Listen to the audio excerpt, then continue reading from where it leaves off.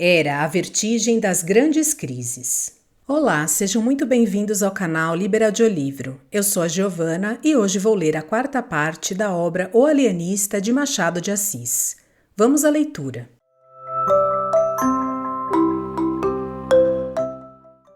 Sexto, a rebelião. Cerca de 30 pessoas ligaram-se ao barbeiro, redigiram e levaram uma representação à Câmara. A Câmara recusou aceitá-la, declarando que a Casa Verde era uma instituição pública e que a ciência não podia ser emendada por votação administrativa, menos ainda por movimentos de rua. Voltai ao trabalho, concluiu o presidente. É o conselho que vos damos. A irritação dos agitadores foi enorme. O barbeiro declarou que iam dali levantar a bandeira da rebelião e destruir a Casa Verde. Que Itaguaí não podia continuar a servir de cadáver aos estudos e experiências de um déspota. Que muitas pessoas estimáveis, algumas distintas, outras humildes, mas dignas de apreço, jaziam nos cubículos da Casa Verde.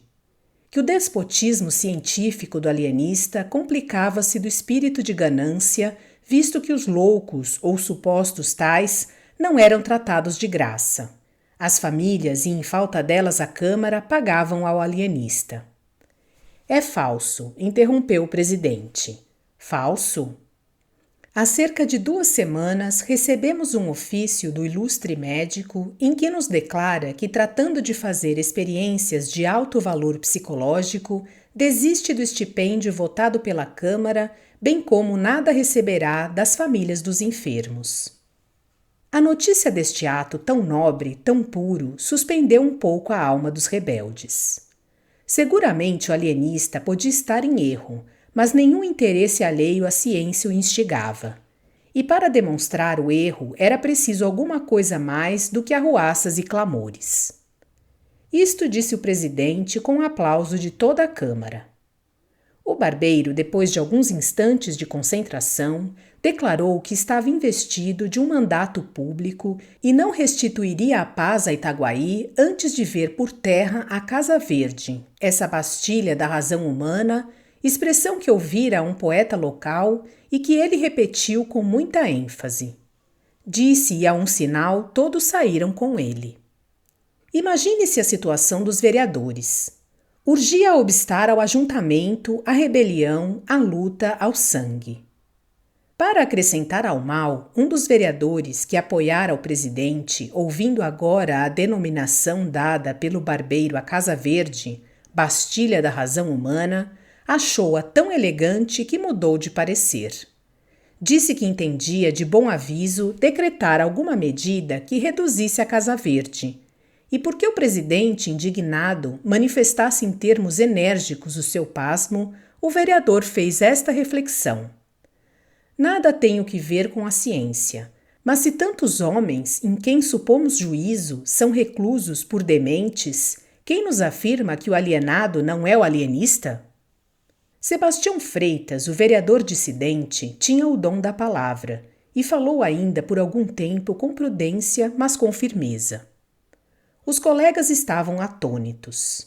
O presidente pediu-lhe que ao menos desse o exemplo da ordem e do respeito à lei, não aventasse as suas ideias na rua para não dar corpo e alma à rebelião, que era por ora um turbilhão de átomos dispersos. Esta figura corrigiu um pouco o efeito da outra. Sebastião Freitas prometeu suspender qualquer ação, reservando-se o direito de pedir pelos meios legais a redução da Casa Verde. E repetia consigo, namorado, Bastilha da Razão Humana. Entretanto, a arruaça crescia. Já não eram 30, mas 300 pessoas que acompanhavam o barbeiro, cuja alcunha familiar deve ser mencionada porque ela deu o nome à revolta. Chamavam-lhe o Canjica, e o movimento ficou célebre com o nome da revolta dos canjicas.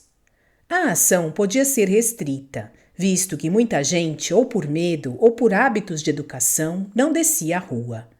Mas o sentimento era unânime, ou quase unânime, e os 300 que caminhavam para a Casa Verde, dada a diferença de Paris a Itaguaí, podiam ser comparados aos que tomaram a Bastilha. Dona Evarista teve notícia da rebelião antes que ela chegasse. Veio dar-lhe a uma de suas crias. Ela provava, nessa ocasião, um vestido de seda, um dos 37 que trouxera do Rio de Janeiro, e não quis crer. Há de ser alguma patuscada, dizia ela, mudando a posição de um alfinete. Benedita, vê se a barra está boa. Está, sinhá, respondia a mucama de cócoras no chão. Está boa. Sinhá vira um bocadinho. Assim, está muito boa. Não é patuscada não, senhora. Eles estão gritando, morra o doutor Bacamarte, o tirano, dizia o moleque assustado. Cala a boca, tolo. Benedita, olha aí do lado esquerdo. Não parece que a costura está um pouco enviesada? A risca azul não segue até abaixo. Está muito feio assim. É preciso descoser para ficar igualzinho e... Morra o doutor Bacamarte, morra o tirano! Uivavam fora 300 vozes. Era a rebelião que desembocava na Rua Nova. Dona Evarista ficou sem pinga de sangue. No primeiro instante não deu um passo, não fez um gesto. O terror petrificou-a. A mucama correu instintivamente para a porta do fundo. Quanto ao moleque, a quem Dona Evarista não dera crédito, teve um instante de triunfo, um certo movimento súbito, imperceptível, entranhado, de satisfação moral ao ver que a realidade vinha jurar por ele. Morro alienista, bradavam as vozes mais perto. Dona Evarista, se não resistia facilmente às comoções de prazer, sabia intestar com os momentos de perigo. Não desmaiou. Correu à sala interior onde o marido estudava. Quando ela ali entrou, precipitada, o ilustre médico escrutava um texto de Averroes. Os olhos dele, empanados pela cogitação, subiam do livro ao teto e baixavam do teto ao livro, cegos para a realidade exterior, videntes para os profundos trabalhos mentais. Dona Evarista chamou pelo marido 2 vezes, sem que ele lhe desse atenção. A terceira ouviu e perguntou-lhe o que tinha, se estava doente. Você não ouve estes gritos? Perguntou a digna esposa em lágrimas. O alienista atendeu então. Os gritos aproximavam-se terríveis, ameaçadores. Ele compreendeu tudo. Levantou-se da cadeira de espaldar em que estava sentado, fechou o livro e, a passo firme e tranquilo, foi depositá-lo na estante.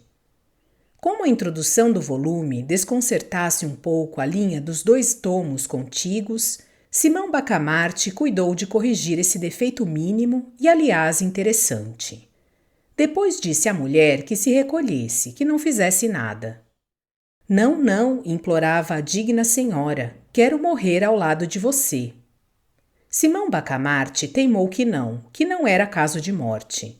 E ainda que o fosse, intimava-lhe em nome da vida que ficasse.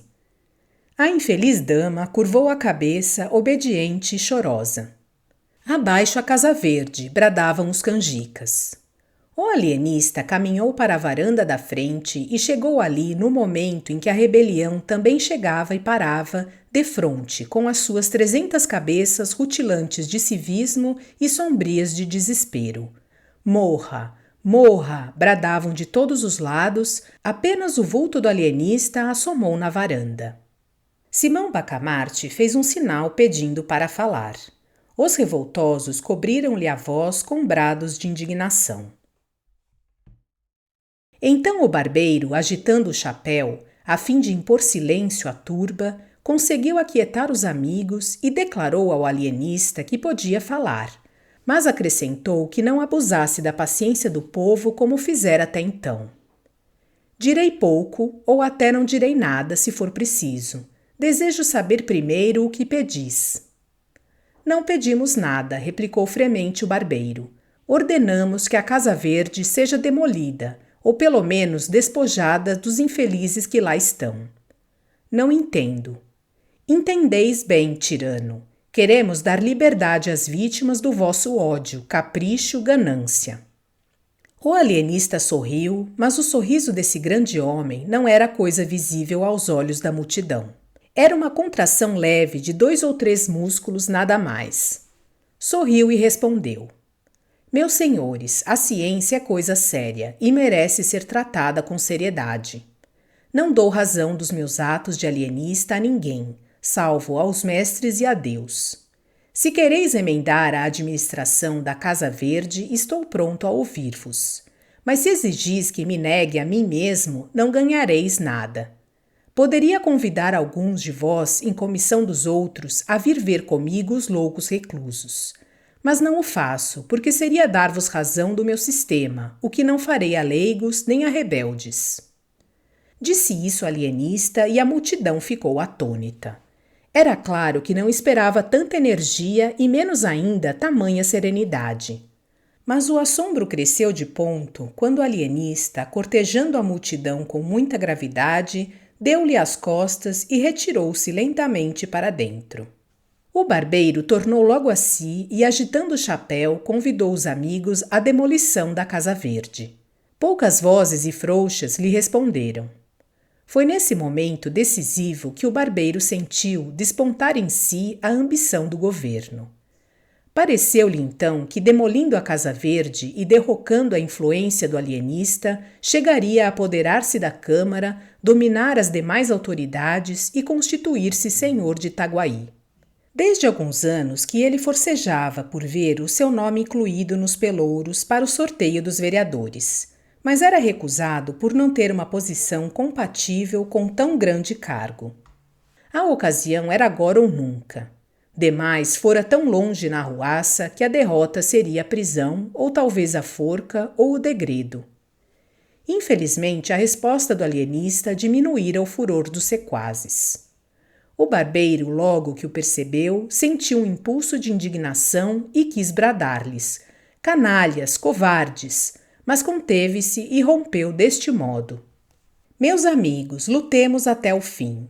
A salvação de Itaguaí está nas vossas mãos dignas e heróicas. Destruamos o cárcere de vossos filhos e pais, de vossas mães e irmãs, de vossos parentes e amigos e de vós mesmos. Ou morrereis a pão e água, talvez a chicote, na masmorra daquele indigno.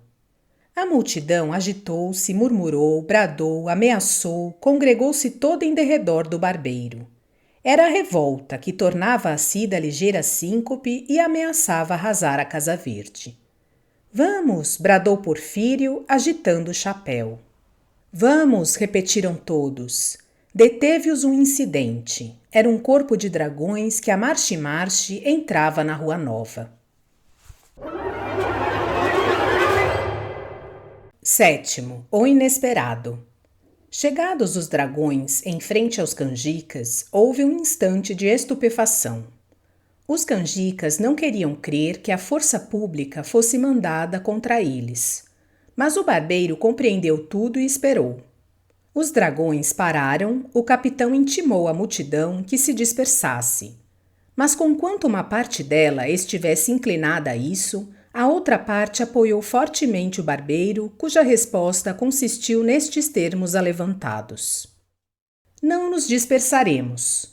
Se quereis os nossos cadáveres, podeis tomá-los. Mas só os cadáveres. Não levareis a nossa honra, o nosso crédito, os nossos direitos e com eles a salvação de Itaguaí. Nada mais imprudente do que essa resposta do barbeiro. E nada mais natural. Era a vertigem das grandes crises. Talvez fosse também um excesso de confiança na abstenção das armas por parte dos dragões. Confiança que o capitão dissipou logo, mandando carregar sobre os canjicas. O momento foi indescritível. A multidão urrou furiosa. Alguns, trepando as janelas das casas ou correndo pela rua fora, conseguiram escapar. Mas a maioria ficou bufando de cólera, indignada, animada pela exortação do barbeiro. A derrota dos canjicas estava iminente, quando 1/3 dos dragões, qualquer que fosse o motivo, as crônicas não o declaram, passou subitamente para o lado da rebelião. Este inesperado reforço deu alma aos canjicas, ao mesmo tempo que lançou desânimo às fileiras da legalidade. Os soldados fiéis não tiveram coragem de atacar os seus próprios camaradas e, um a um, foram passando para eles, de modo que, ao cabo de alguns minutos, o aspecto das coisas era totalmente outro. O capitão estava de um lado com alguma gente contra uma massa compacta que o ameaçava de morte. Não teve remédio, declarou-se vencido e entregou a espada ao barbeiro. A Revolução Triunfante não perdeu um só minuto. Recolheu os feridos às casas próximas e guiou para a Câmara. Povo e tropa fraternizavam, davam vivas a el-rei, ao vice-rei, a Itaguaí, ao ilustre Porfírio. Este ia na frente, empunhando tão destramente a espada como se ela fosse apenas uma navalha um pouco mais comprida. A vitória cingia-lhe a fronte de um nimbo misterioso. A dignidade de governo começava a enrijar-lhe os quadris. Os vereadores às janelas, vendo a multidão e a tropa, cuidaram que a tropa capturara a multidão e, sem mais exame, entraram e votaram uma petição ao vice-rei para que mandasse dar 1 mês de soldo aos dragões, cujo denodo salvou Itaguaí do abismo a que o tinha lançado uma cáfila de rebeldes. Esta frase foi proposta por Sebastião Freitas, o vereador dissidente cuja defesa dos canjicas tanto escandalizara os colegas. Mas bem depressa a ilusão se desfez. Os vivas ao barbeiro, os morras aos vereadores e ao alienista vieram dar-lhes notícia da triste realidade. O presidente não desanimou. Qualquer que seja a nossa sorte, disse ele, lembremo-nos que estamos ao serviço de Sua Majestade e do povo. Sebastião de Freitas insinuou que melhor se poderia servir a coroa e a vila saindo pelos fundos e indo conferenciar com o juiz de fora, mas toda a Câmara rejeitou esse alvitre. Daí a nada, o barbeiro, acompanhado de alguns de seus tenentes, entrava na sala da vereança e intimava à Câmara a sua queda. A Câmara não resistiu, entregou-se e foi dali para a cadeia. Então, os amigos do barbeiro propuseram-lhe que assumisse o governo da vila em nome de Sua Majestade. Porfírio aceitou o encargo, embora não desconhecesse, acrescentou, os espinhos que trazia. Disse mais, que não podia dispensar o concurso dos amigos presentes, ao que eles prontamente anuíram. O barbeiro veio à janela e comunicou ao povo essas resoluções, que o povo ratificou, aclamando o barbeiro. Este tomou a denominação de protetor da vila em nome de Sua Majestade e do povo. Expediram-se logo várias ordens importantes, comunicações oficiais do novo governo, uma exposição minuciosa ao vice-rei, com muitos protestos de obediência às ordens de Sua Majestade. Finalmente, uma proclamação ao povo curta, mas enérgica. Itaguaienses. Uma Câmara corrupta e violenta conspirava contra os interesses de Sua Majestade e do povo. A opinião pública tinha-a condenado. Um punhado de cidadãos fortemente apoiados pelos bravos dragões de Sua Majestade acaba de a dissolver ignominiosamente e, por unânime consenso da vila, foi-me confiado o mando supremo até que Sua Majestade se sirva ordenar o que parece melhor ao seu real serviço. Itaguaienses. Não vos peço senão que me rodieis de confiança, que me auxilieis em restaurar a paz e a fazenda pública, tão desbaratada pela Câmara que ora findou as vossas mãos. Contai com o meu sacrifício e ficai certos de que a coroa será por nós. O protetor da vila, em nome de Sua Majestade do povo, Porfírio Caetano das Neves. Toda a gente advertiu no absoluto silêncio desta proclamação acerca da Casa Verde. E segundo uns, não podia haver mais vivo indício dos projetos tenebrosos do barbeiro. O perigo era tanto maior quanto que, no meio mesmo desses graves sucessos, o alienista metera na Casa Verde umas 7 ou 8 pessoas, entre elas 2 senhoras, sendo um dos homens aparentado com o protetor. Não era um repto, um ato intencional, mas todos o interpretaram dessa maneira, e a vila respirou com a esperança de que o alienista, dentro de 24 horas, estaria a ferros e destruído o terrível cárcere. O dia acabou alegremente. Enquanto o arauto da matraca ia recitando de esquina em esquina a proclamação, o povo espalhava-se nas ruas e jurava morrer em defesa do ilustre Porfírio. Poucos gritos contra a Casa Verde, prova de confiança na ação do governo. O barbeiro faz expedir um ato declarando feriado aquele dia e entabulou negociações com o vigário para a celebração de um Te Deum. Tão conveniente era, aos olhos dele, a conjunção do poder temporal com o espiritual. Mas o padre Lopes recusou abertamente o seu concurso. Em todo caso, Vossa Reverendíssima, não se alistará entre os inimigos do governo? Disse-lhe o barbeiro, dando à fisionomia um aspecto tenebroso. Ao que o padre Lopes respondeu sem responder. Como alistar-me se o novo governo não tem inimigos? O barbeiro sorriu, era a pura verdade.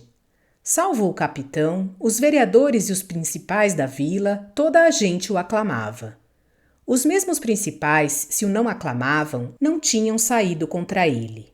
Nenhum dos almotacés deixou de vir receber as suas ordens. No geral, as famílias abençoavam o nome daquele que ia, enfim, libertar Itaguaí da Casa Verde e do terrível Simão Bacamarte. Desejo que tenham gostado da leitura desta parte da obra O Alienista, do escritor Machado de Assis. Obrigada por sua companhia e até a próxima.